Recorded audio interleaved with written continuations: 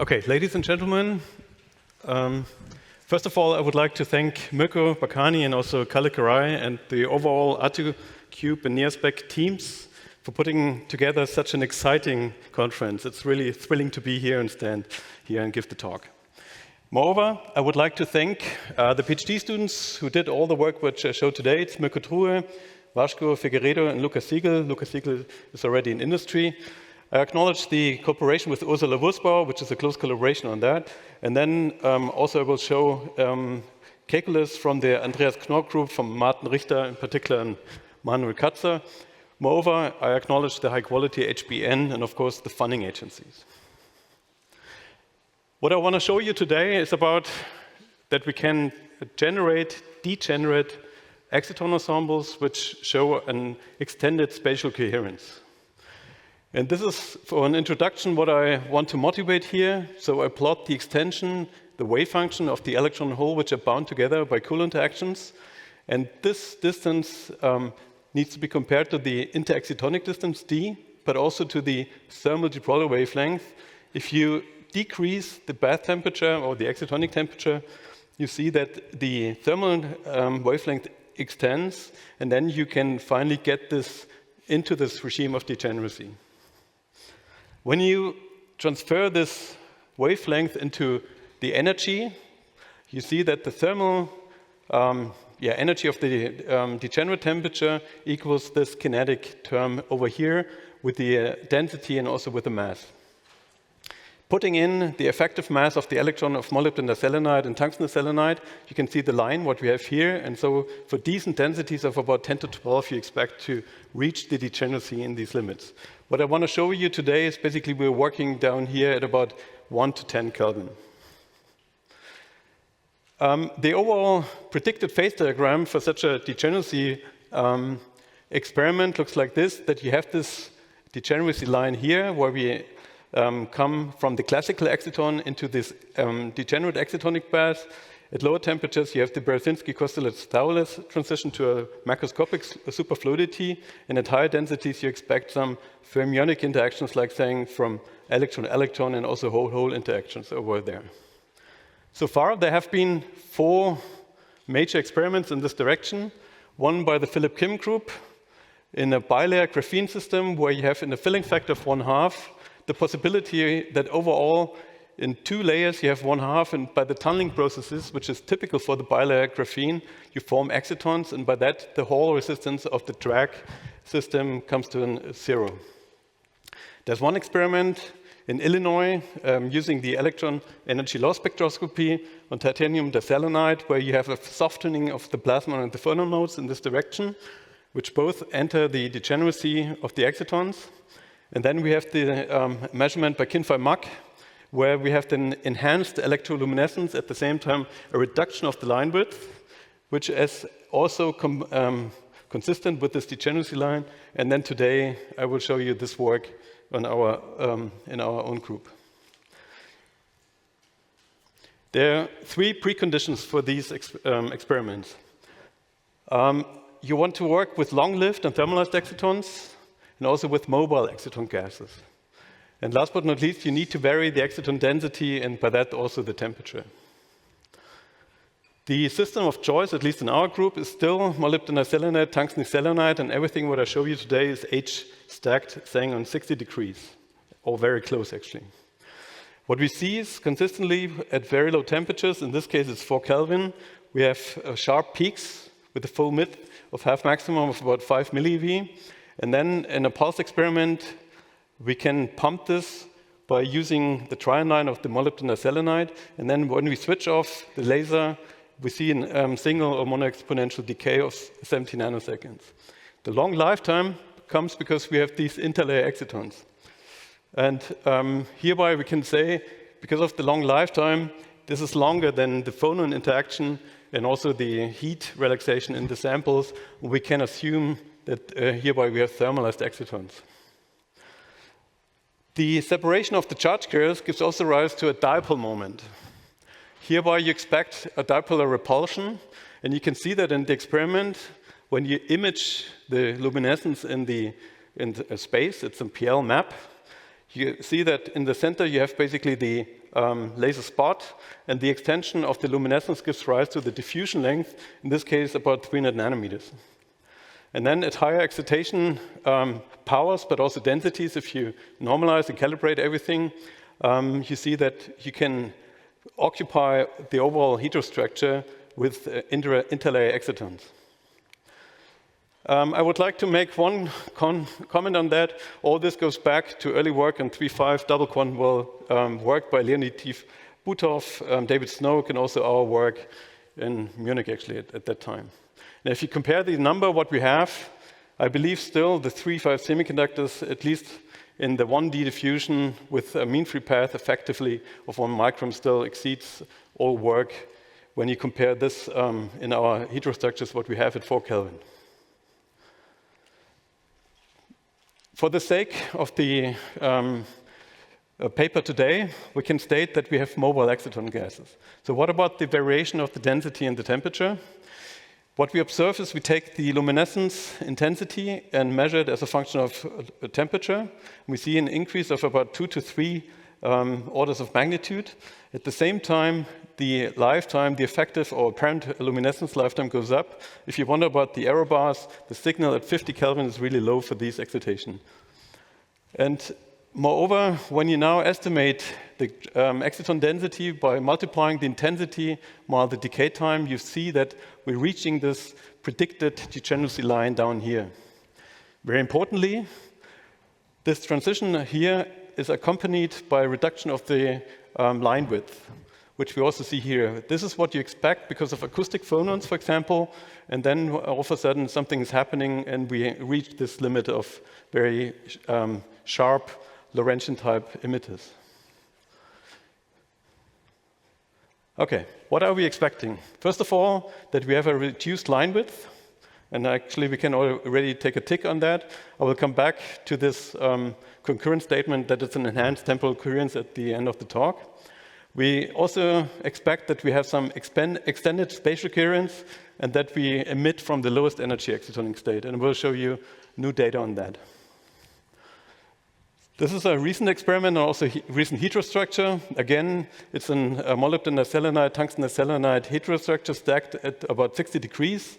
This is how the best spots look like. They vary on the sample, but we particularly look for emissions at this energy and also when they become sort of Lorentzian type. Moreover, it's very important that the photoluminescence map is isotropic in the emission.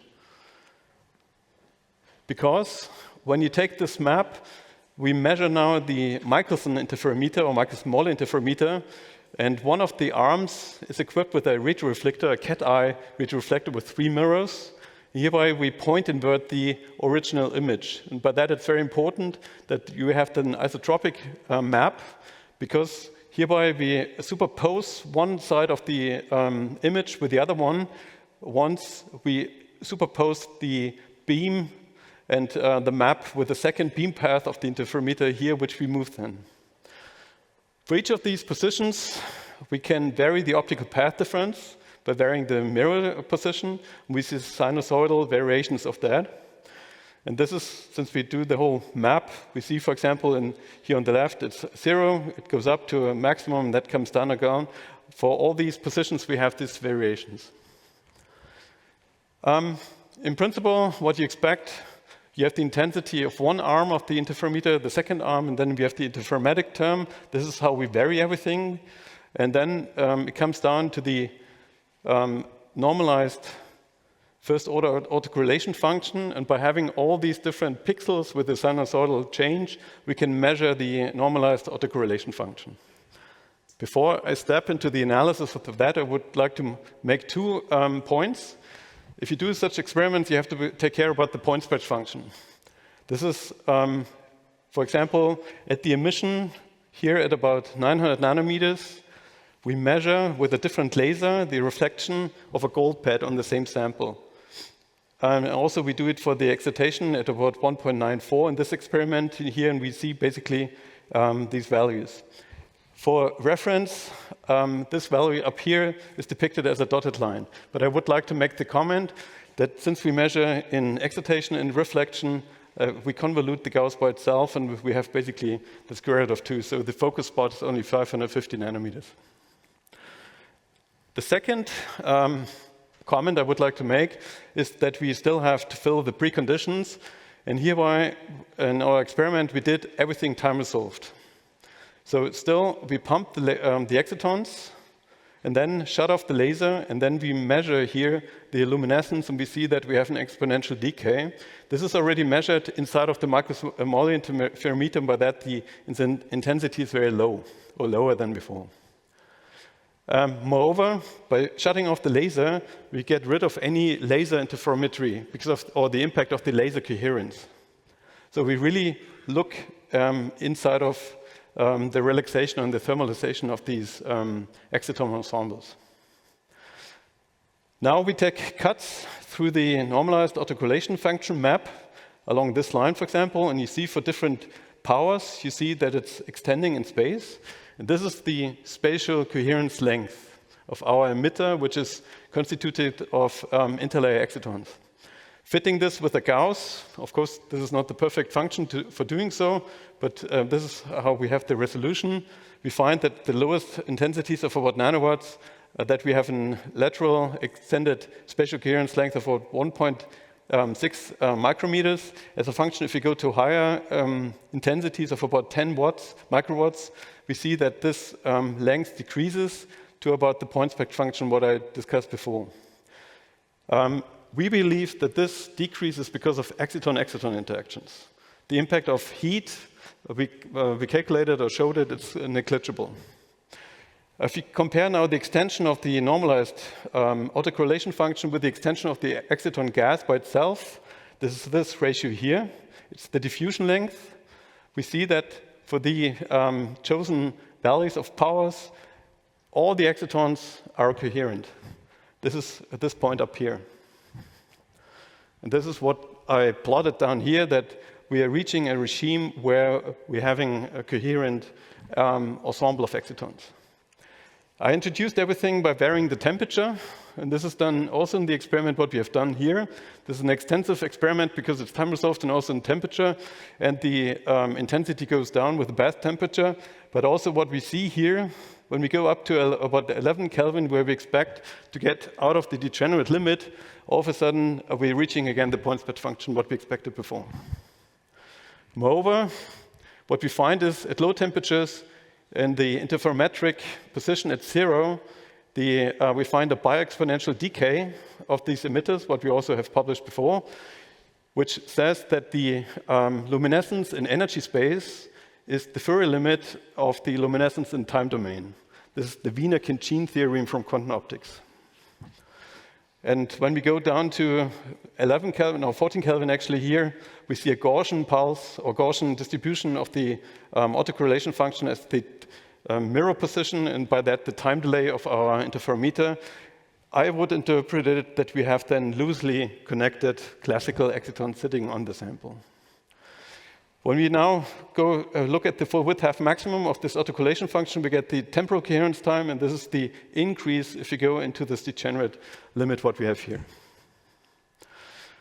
So I already showed you that we have an increase of intensity and reduction of line width. We have a spatial extension. So is it now the ground state what we are doing spectroscopy on? We have seen many talks about the Morley potential, and there's this argument in the community that you can never have mobile excitons in a Morley potential of about 20 to 40 millieV. And this is now a very new calculus by Martin Richter, which was published, I think, 2 weeks ago or 3 weeks ago in PRB. This is the potential landscape with about 10s to about 11 nanometers, and this is the potential landscape on a very small scale, and how does it compare to what we measure with our microscopy? To my great saturation, I have to say that Andreas Knorr and Martin Richter are able to calculate the luminescence out of their calculus, and they find for certain values very close to the H-type at about 1.6 Kelvin, at a time delay of about 10 nanoseconds, we indeed have a sort of Lorentzian type of emission. And when we compare this now, and they can even calculate the wave functions, and indeed all these excitons which sit here are mobile throughout the whole sample. This is the preconditions, what we assumed, and what we have here now. When you look very carefully, there are also phonon replicas at lower energies, and there are excited states up here, but these are even more mobile states, like where you have the wave function down here. In our experiment, we went down to about 800 femtowatts, and we see no blue shift. And if you calculate how many excitons you have here, these are in the single exciton regime, saying that we are really going from these excitons, which are extended across several Morley potential landscapes, going up to about here in the 500 nanowatts. This is where we see the degeneracy coming up. In the calculus by Martin and also Andreas Knorr, of course, there's also the transition that you tilt it very slightly. You can have the Morley potential as traps, and by that, the wave functions are trapped in each of these Morley potentials in there. That is the point I wanted to make. The summary is depicted here in the sketch. Experimentally, we are able to get in this regime where we have wave functions overlapping in space and in time. We see it, the signatures for that are as an increased luminescence with a reduced line width and enhanced coherence time and also coherence length. And the future experiments are we going to now to the single and few exciton regimes. And of course, we are building then coherent on-chip circuits, let's say. And in the theory, I would like to highlight the paper here by Martin Richter and PRB, as I said just before it's published a couple of weeks ago. And with this, I would like to stop here, and thank you very much for your attention.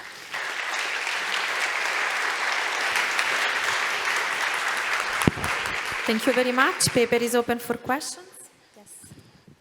Thank you. So I have a question. We heard from Professor Liu this morning that these systems support bound biexciton states.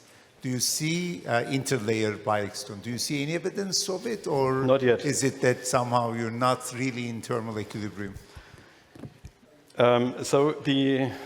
We also looked at the blue shift. And so we looked at the blue shift in the few exciton regime. It's very stable, which we interpret to be because we're at the ground state. And we also have data going up to 1,000 or 2,000, even up to 10,000 excitons. At the lowest temperatures, what we have, there's no blue shift. So the interpretation is even more difficult. Any other question?